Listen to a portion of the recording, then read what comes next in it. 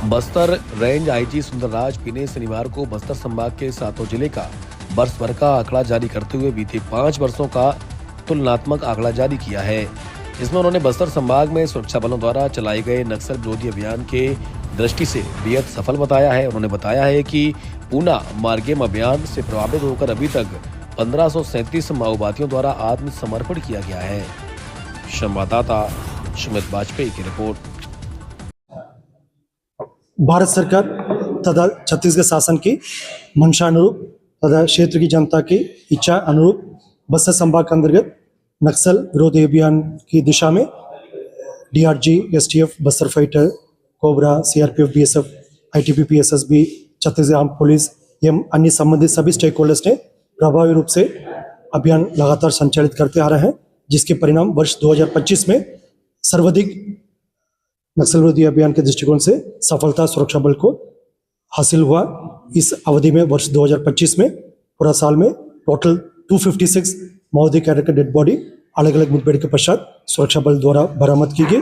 इनमें से सीपीएम माओवादी संगठन के सरगना general secretary Basavaraju, central committee members के रामचंद्र रेड्डी, सुधाकर, के सत्यनारायण रेड्डी और अन्य डीके लेवल कैडर्स और काफी बड़ी संख्या में पीएलजीए फॉर्मेशन के कैडर्स, इस प्रकार टोटल 256 माओवादी कैडर के डेड बॉडी सुरक्षा बल द्वारा बरामद की गई।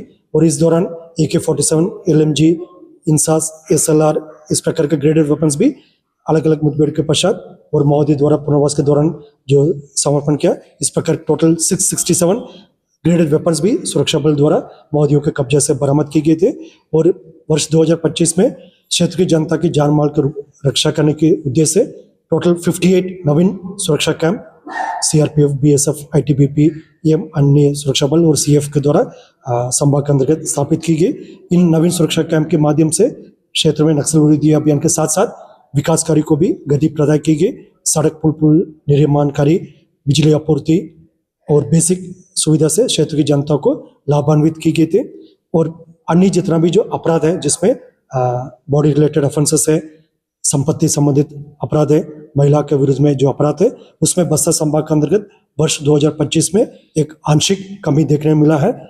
सड़क दुर्घटना में होने वाला जो मृत्यु और नुकसान में भी वर्ष 2025 विगत साल की तुलना में बस्तर संभाग के अंतर्गत एक आंशिक कमी हमको देखने मिला है।